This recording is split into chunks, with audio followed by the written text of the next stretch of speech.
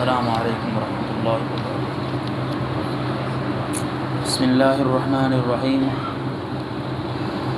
الحمد للہ رب العالمین، والصلاة والسلام علی اشرف الانبیاء وسید المرسلین، اما بعد۔ کل رات قیام اللیل کے اندر 15ویں سپارے کی تلاوت اللہ رب العالمین کے خاص فضل کے ساتھ مکمل ہوئی ہے۔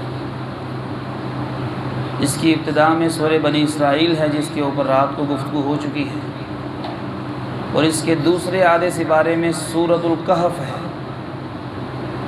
سورۃ الکہف کی فضیلت کے متعلق 3 احادیث آپ کے سامنے رکھ کے اس کے بنیادی موضوعات میں سے صرف ایک موضوع کو آپ کے سامنے رکھوں گا انشاءاللہ تعالی۔ سورۃ الکہف، کہف کہتے ہیں غار کو۔ سیدنا عیسیٰ علیہ السلام کے پیروکاروں میں سے چند نوجوان ایسے اٹھے تھے، جس طرح ہر نبی کے صحابہ ہوتے ہیں، ان کو ماننے والے ہوتے ہیں۔ صحابہ کے بعد کے جو لوگ ہوتے ہیں ان کو تابعین کہا جاتا ہے، تابعین کے بعد کے جو لوگ ہوتے ہیں ان کو تبع تابعین کہا جاتا ہے۔ تو عیسیٰ علیہ السلام کے زمانے کے جو تبع تابعین تھے، ان کے یہ 7 سے 8 یا 9 لوگ تھے، جن کو اصحاب الکہف کہا جاتا ہے۔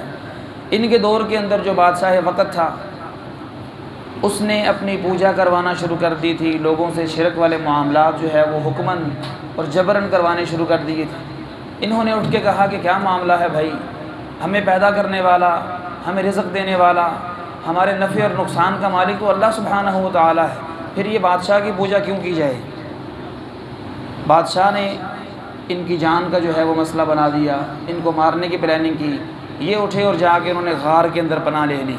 اللہ رب العالمین نے اس وجہ سے اس صورت کو نازل فرمایا اور اس کا نام ہی کہف، غار والی صورت رکھ دیا، غار والے لوگ رکھ دیا۔ اس کی فضیلت میں سب سے پہلے جو حدیث مشہور و معروف ہے، نبی علیہ السلام نے فرمایا سورۃ الکہف کی پہلی 10 آیات یا اس کی آخری 10 آیات جو شخص یاد کر لیتا ہے اور پڑھتا ہے، عصم من فتنۃ الدجال، اللہ رب العالمین اس کو دجال کے فتنے سے محفوظ رکھیں گے۔ تو پہلی 10 آیات یہ مجھے اور آپ کو یاد ہونی چاہیے۔ اگر یاد نہیں ہوتی، زبان پک چکی ہے، تو کم از کم ان کی تلاوت ضرور ہونی چاہیے۔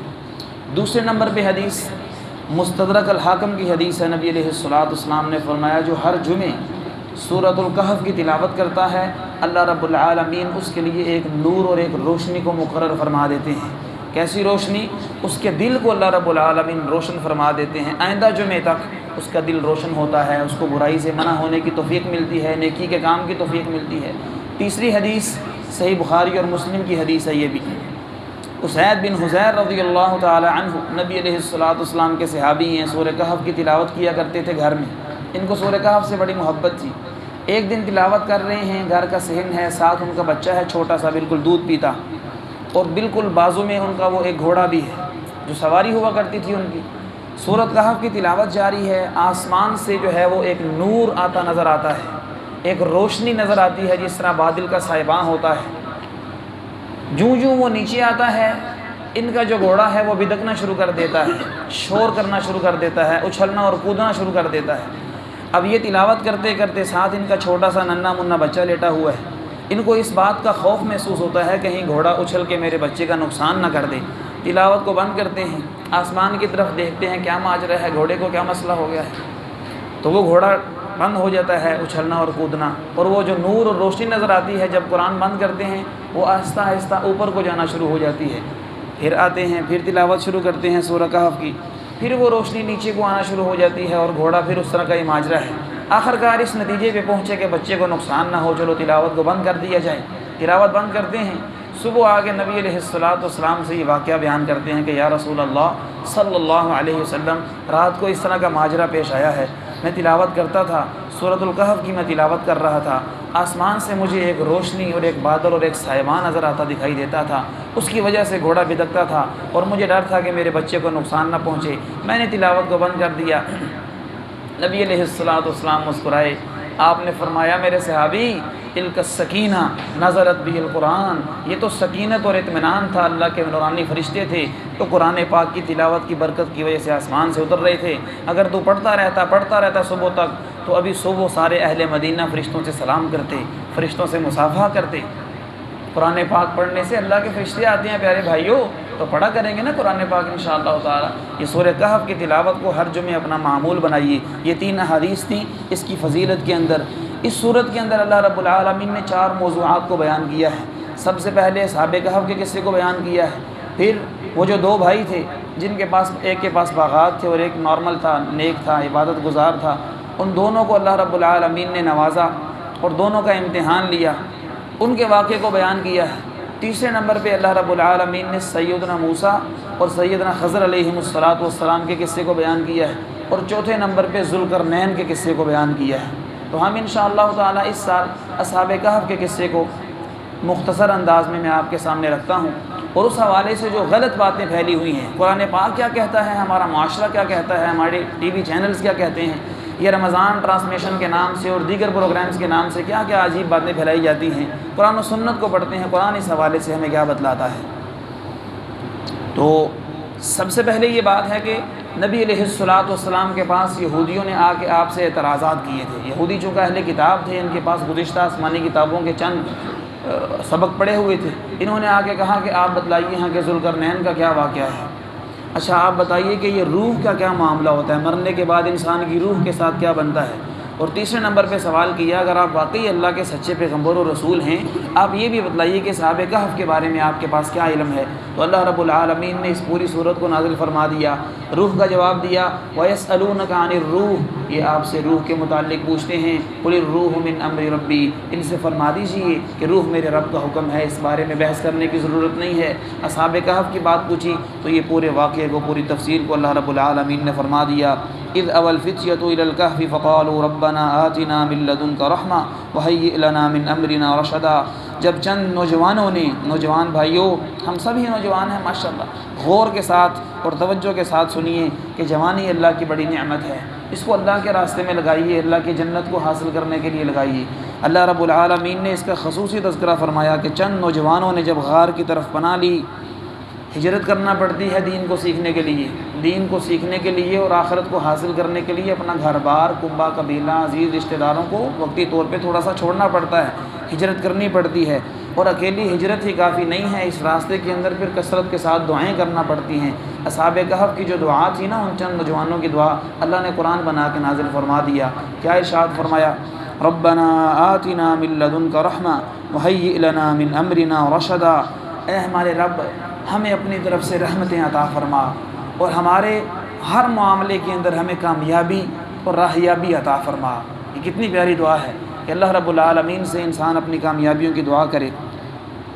اللہ رب العالمین نے فرمایا، ہم نے غار کے اندر ان کو سلا دیا، فضربنا علی آذانہم فی الکہف سنین عددا، کئی سال ہم نے ان کو غار میں سلائے رکھا، اور ایسا سلایا کہ ہم نے ان کے کانوں کے اوپر ایک ایسا رحمت والا پردہ ڈال دیا کہ باہر کا شور شرابہ اور باہر کی جو آوازیں ہیں وہ ان کو سنائی نہ دیں، تاکہ ان کی نیند کے اندر خلل پیدا نہ ہو۔ سبحان اللہ۔ نحن نقص علیک نبأہم بالحق، اللہ رب العالمین فرماتے ہیں ہم حق کے ساتھ اس قصے کو آپ کے ساتھ بیان کریں گے۔ انہم فتیۃ آمنوا بربہم، وہ چند نوجوان تھے جو اپنے رب کے اوپر ایمان لے کے آئے تھے، وزدناہم ہدا، ہم نے ان کو ہدایت کے اندر اضافہ فرما دیا۔ اللہ اکبر۔ وربطنا علی قلوبہم، ان کے دلوں کے اوپر ہم نے ایسا اطمینان والا اور سکون والا ایک پردہ ڈال دیا۔ اذ قاموا فقالوا ربنا رب السماوات والارض، کہ بادشاہ وقت کی عدالت کے اندر کھڑے ہو کے کہتے ہیں ہمارا رب تو وہ ہے جو زمین و آسمان کا رب ہے، اگر تیرا بھی رب ہونے کا دعویٰ ہے تو بتلا کہ تو نے کیا پیدا کیا ہے۔ رب وہ ہوتا ہے جو کھانے اور پینے سے، سونے اور جاگنے سے محتاج نہ ہو، تم بھی سوتے ہو، تم بھی کھاتے ہو، ہم بھی کھاتے ہیں، رب تو وہ ہوتا ہے جو کھائے پیے نہ، جو محتاج نہ ہو۔ لن ندعو من دونہ الہا، اس کے علاوہ ہم کسی کو نہیں پکار سکتے۔ لقد قلنا اذا شططا، اگر ایسا ہوا تو ہم تو ظلم والی اور ناانصافی والی بات کہیں گے۔ وَإِذِ اعْتَزَلْتُمُوهُمْ وَمَا يَعْبُدُونَ إِلَّا اللَّهُ، جب وہ اپنی قوم سے جدا ہوئے اور غیر اللہ کو جن کو وہ پکارتے تھے ان سے جدا ہوئے، فَأْوُوا إِلَى الْكَهْفِ يَنشُرْ لَكُمْ رَبُّكُمْ مِنْ رَحْمَتِهِ وَيُهَيِّئْ لَكُمْ مِنْ أَمْرِكُمْ مِرْفَقًا، اللہ رب العالمین نے جب غار کے اندر ان کو سلایا تو سورج کو یہ حکم عطا فرمایا۔ سبحان اللہ، اللہ رب العالمین اپنے بندوں کی کیسے مدد فرماتا ہے۔ سورج کو حکم عطا فرمایا کہ جب طلوع ہونا ہے تو ان کے اوپر روشنی نہیں کرنی تاکہ ان کو جاگ نہ آ جائے، اور جب غروب ہونا ہے واپس کی طرف پھر بھی ان کے اوپر روشنی نہیں کرنی۔ فرمایا جب سورج طلوع ہوتا تزاوروا عن کہفہم، تو ایک سائیڈ سے، غار کی ایک سائیڈ سے ہو کر چلا جاتا، ان کے اوپر روشنی نہ پڑتی۔ وَإِذَا غَرَبَتْ تَقْرِضُهُمْ، جب غروب ہوتا پھر بھی ایک سائیڈ سے مائل ہو کر ان کی طرف سے چلا جاتا۔ وَهُمْ فِي فَجْوَةٍ مِّنْ، اور ان کی صورتحال یہ تھی کہ وہ غار کے بالکل ایک چٹیل میدان کے اوپر لیٹے ہوئے تھے، غار میں کے راستے کے اندر، اور غار کا جو باہر کی راستہ تھا اس کی طرف لیٹے ہوئے تھے، جہاں سے باہر سے روشنی بھی آ سکتی ہے، باہر سے سارا ہوا بھی آ سکتی ہے، لیکن رب العالمین نے ان کی کیسی حفاظت فرمائی ہے، کسی چیز کو ان تک پہنچنے نہیں دیا ہے۔ ذالک من آیات اللہ، یہ اللہ کی آیات ہیں، یہ اللہ کی نشانیاں ہیں، اللہ چاہے ایسا کر سکتا ہے۔ من یہد اللہ فہو المہتد، جس کو چاہے اللہ ہدایت عطا فرماتا ہے۔ ان نوجوانوں کی طرف اشارہ فرمایا، ان کو اللہ نے ہدایت عطا فرمائی۔ ومن یضلل، اور جس کو اللہ گمراہ کر دے، فلن تجد لہ ولیا مرشدا، آپ اس کے لیے کوئی ایسا دوست نہ پائیں گے جو اس کو ہدایت دے سکے۔ یہ اس کی طرف اشارہ ہے جو بادشاہ تھا، بعض نے اس کا نام دقیانوس ذکر کیا ہے، دقیانوس اس کا نام بتلاتے ہیں، اس کو اللہ رب العالمین نے ہدایت نہیں عطا فرمائی، وہ شرک کے اوپر لگا ہے۔ وَتَحْسَبُهُمْ أَيْقَاظًا وَهُمْ رُقُودٌ، فرمایا کوئی اگر ڈھونڈتا اور ان کو تلاش کرتا، اگر پہنچ بھی جائے وہاں تک، تو دیکھنے والا ایسے دیکھے گا جس طرح جاگ رہے ہیں، دیکھنے والا ان کو یہ سمجھے گا یہ تو جاگ رہے ہیں۔ وَهُمْ رُقُودٌ، حالانکہ ان کو میں نے سلایا ہوا ہے۔ وَنُقَلِّبُهُمْ ذَاتَ الْيَمِينِ وَذَاتَ الشِّمَالِ، ہم ان کی کروٹوں کو بدلتے تھے، ان کو دائیں اور بائیں کرتے تھے۔ اللہ رب العالمین فرماتے ہیں کہ میں ان کی کروٹوں کو بدلتا، پہلے فرمایا میں نے ان کو تھپکی دی، ایسے تھپکی دے کے کان پہ تھپکی دے کے سلا دیا، پھر فرمایا کہ میں ان کی کروٹوں کو بدلتا تھا۔ اچھا یہ کیا ہے؟ اتنے 100 سال انسان سویا رہے، یہ جو مریض ہوتے ہیں اللہ رب العالمین ان کو شفا عطا فرمائے، یہ جو بیچارے بستر پہ لیٹے رہتے ہیں، 1-2 مہینہ لیٹتے ہیں، ان کی کمر کا مسئلہ بن جاتا ہے، ان کی کمر گل جاتی ہے، ان کی ٹانگیں اس طرح مسئلہ ہو جاتا ہے۔ ان کو اتنے 100 سال سلایا ہے، آگے چل کے بتاتا ہوں کتنے سال سلایا ہے، لیکن اللہ رب العالمین نے یہ جو معجزہ فرمایا ہے کہ ہم ان کی کروٹیں بھی بدلتے تھے، کبھی ان کو دائیں کرتے تھے، کبھی ان کو بائیں کرتے تھے۔ اللہ چاہتا تو ایک ہی کروٹ پہ سلائی رکھتا، لیکن یہ فزیکل جو ان کے ساتھ حرکات و سکنات ہو رہی ہیں، یہ بھی اللہ کی شفقت اور محبت ہے کہ اللہ رب العالمین کے لیے نکلے ہیں، اللہ سے دعائیں کی ہیں، اپنے گھر والوں کو چھوڑا ہے۔ اور روایات میں لکھا ہے، سکہ روایات ہیں، نارمل طبقے کے لوگ نہیں تھے، ایلیٹ کلاس کے لوگ تھے، بادشاہی خاندان کے ساتھ ان کا تعلق تھا۔ جس کو اللہ کی توحید کی سمجھ آ جاتی ہے نا، یہ دنیا اس کے لیے پھر کوئی معنی نہیں رکھتی، اس کا علاقہ، اس کا گھر، اس کے محلات، یہ چیزیں اس کو نظر نہیں آتی۔ اس کو پھر کیا نظر آتی ہے؟ اس نوجوان کو اللہ کی جنتیں نظر آتی ہیں، جنت کی حوریں نظر آتی ہیں، جنت کے محلات نظر آتے ہیں۔ آج کے نوجوان کو پتہ نہیں کیا ہو گیا ہے، اس قدر گمراہی کے اندر اور ٹائم کو ضائع کرنے کے اندر لگے ہوئے ہیں۔ خالق و مالک مسجد کے ساتھ تعلق بنانے کی توفیق عطا فرمائے۔ جب مسجد کے ساتھ تعلق بنے گا تو مسجد اللہ کا گھر ہے، اللہ رب العالمین دینوں کو ہدایت عطا فرما دے گی انشاءاللہ تعالی۔ وَنُقَلِّبُهُمْ ذَاتَ الْيَمِينِ وَذَاتَ الشِّمَالِ، ہم ان کی کروٹوں کو بدلتے کبھی دائیں اور کبھی بائیں۔ وَقَلْبُهُمْ بَاسِطٌ ذِرَاعَيْهِ بِالْوَسِيدِ، اور ان کے ساتھ ان کا حفاظت کے لیے ایک کتا بھی تھا جو غار کے دہانے کے اوپر بیٹھا ہوا ہے، بڑا باروب دار ہو کر بیٹھا ہوا تھا، ایسے آنکھیں کھول کے۔ حقیقت میں اس کو بھی اللہ نے سلایا ہوا تھا، یاد رکھیے گا، اس کو بھی نیند دی ہوئی ہے، لیکن آنکھیں ایسے کھول کے بیٹھا ہے کہ کوئی دیکھنے والا دیکھے تو اس کو لگے کہ یہاں سے نکلو، یہ ہمیں کاٹ ہی نہ لے کہیں پہ۔ وَقَلْبُهُمْ بَاسِطٌ ذِرَاعَيْهِ بِالْوَسِيدِ لَوِ اطَّلَعْتَ عَلَيْهِمْ، اگر کوئی ان کے اوپر اطلاع پائے، لَوَلَّيْتَ مِنْهُمْ فِرَارًا، تو الٹا پیٹ پھیر کے بھاگنا شروع کر دے گا وہاں سے۔ وَلَمُلِئْتَ مِنْهُمْ رُعْبًا، اور اس کے دل کے اندر رعب طاری ہو جائے گا کہ یہ میں کس منظر کو دیکھ کے آ گیا ہوں۔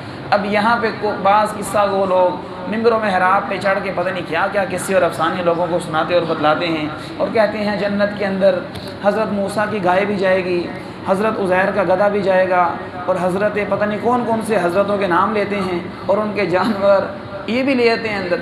اصحاب کہف کا کتا بھی جنت میں جائے گا، قرآن میں لکھا ہوا ہے، نعوذ باللہ والعیاذ باللہ، اللہ ہدایت عطا فرمائے ان کو۔ قرآن میں کدھر لکھا ہے کہ اصحاب کہف کا کتا جنت میں جائے گا؟ اور جنت ہمارے باپ آدم کی میراث ہے، جنت میں ہم نے جانا ہے انشاءاللہ تعالیٰ نیک اعمال کر کے۔ یہ جانوروں میں جنت میں نہیں جانا ہے، کسی جانور نے جنت میں نہیں جانا ہے، کسی جانور نے جنت میں نہیں جانا ہے۔ صحیح مسلم کی ایک حدیث ہے، مسئلہ سمجھ لیں، یاد رکھیں، صحیح مسلم کی ایک حدیث ہے، نبی علیہ السلام نے فرمایا قیامت کے دن اللہ رب العالمین ایک سینگ والی بکری کو زندہ فرمائے گا اور ایک بغیر سینگوں والی بکری کو زندہ فرمائے گا۔ ان دونوں کو زندہ فرما کے جس سینگ والی بکری نے بغیر سینگ والی بکری کو دنیا کے اندر کوئی مارا ہوگا اس کو بدلہ دلوائے گا اور ختم کر دے گا۔ یہ حدیث ملتی ہے بس جانوروں کے متعلق، اور کوئی حدیث نہیں ہے۔ اور یہ بھی اللہ کے عدل و انصاف کو بیان کرنے کے لیے ہے کہ بکریوں سے جو سینگ والی بکری کسی کو ٹکر مارتی ہے فضول میں، اس سے حساب لیا جائے گا، تو انسان تیرے سے نہیں حساب لیا جائے گا۔ تو اگر کسی کے ساتھ ظلم اور ناانصافی کرتا ہے، زیادتی کرتا ہے، تو تجھے بھی حساب دینا پڑے گا اللہ رب العالمین کو۔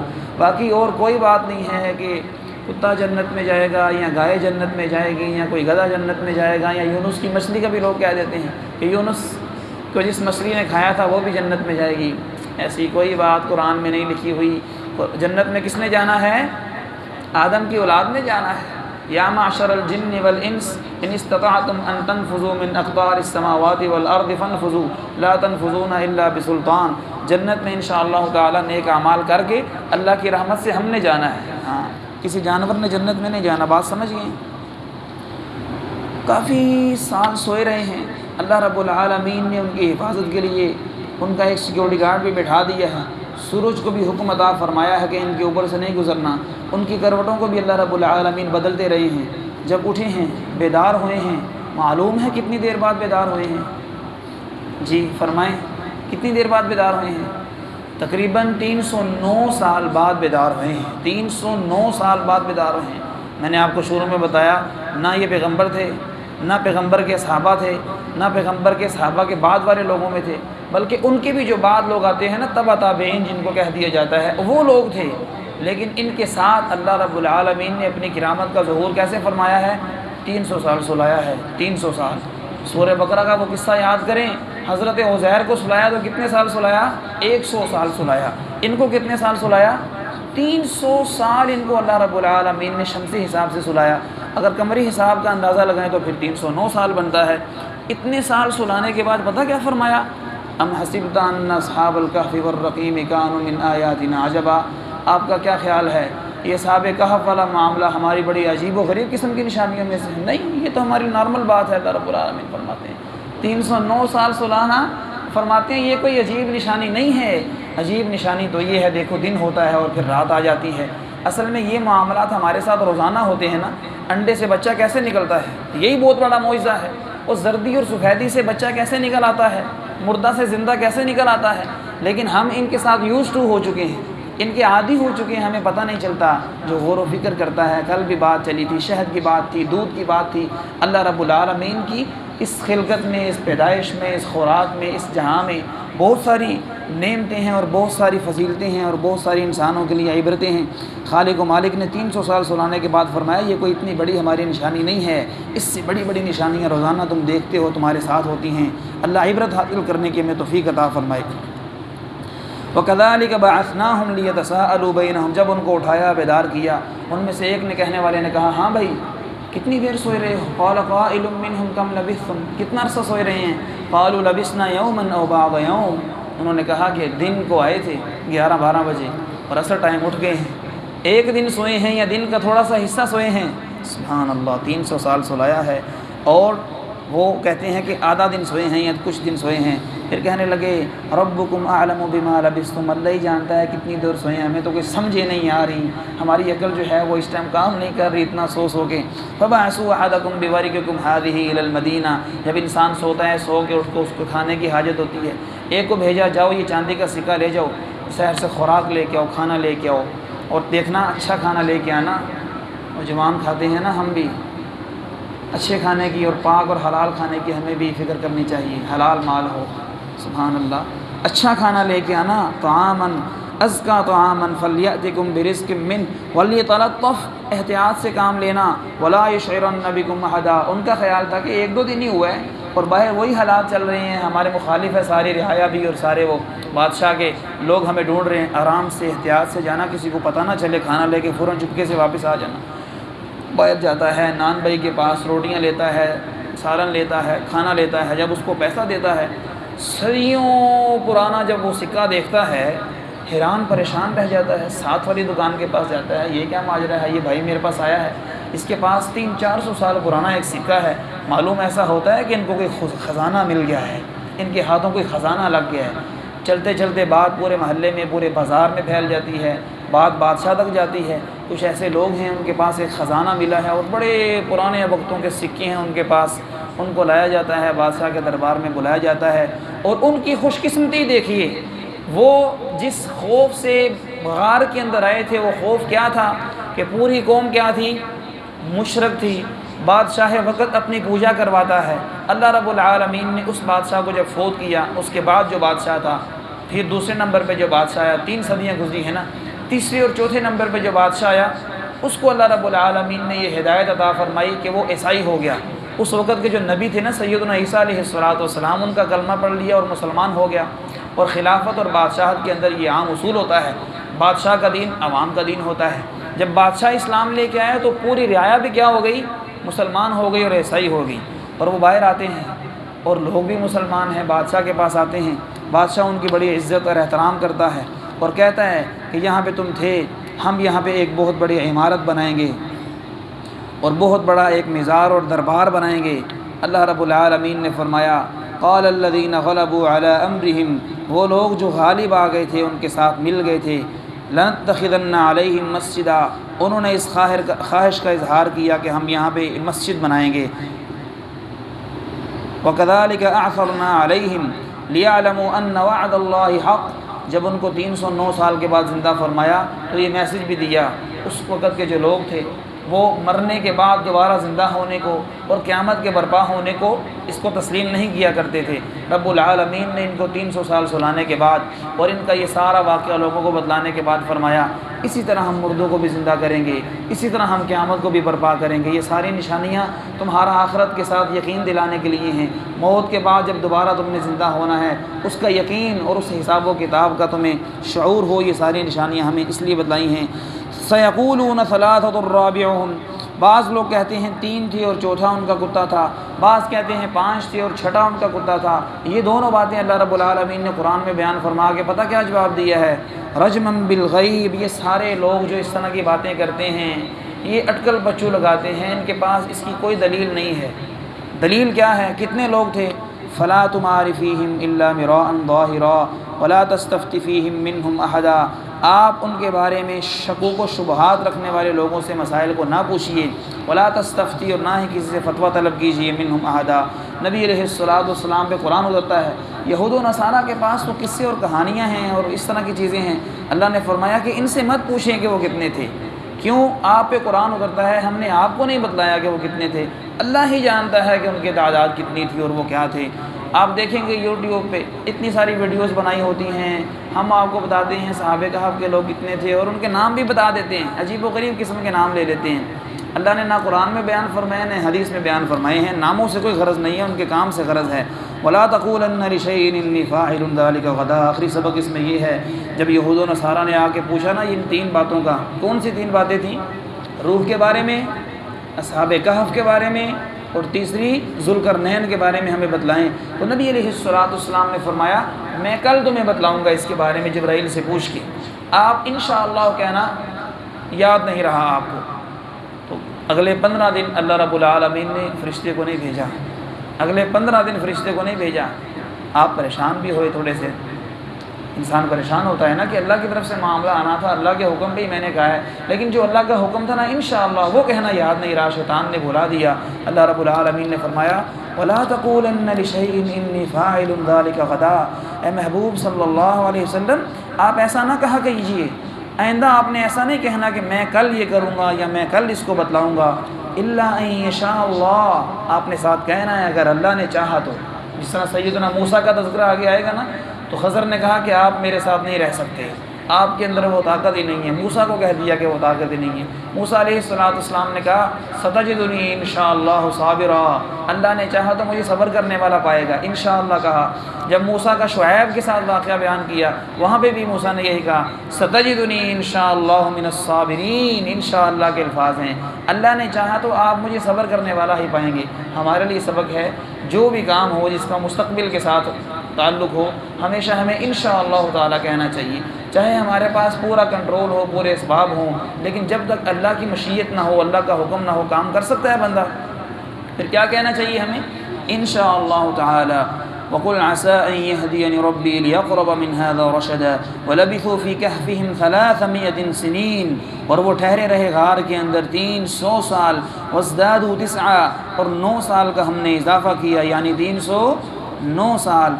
اللہ رب العالمین سے اس دعا کے ساتھ کہ خالق و مالک کی جو قرآن پاک میں قصے بیان ہوئے ہیں پہلی قوموں کے، ان کو سن کے سمجھ کے ان سے صحیح معنوں میں عبرت حاصل کرنے کی، اپنے عقیدے کو درست کرنے کی، اپنے عمل اور سوچ کو درست کرنے کی توفیق عطا فرمائے۔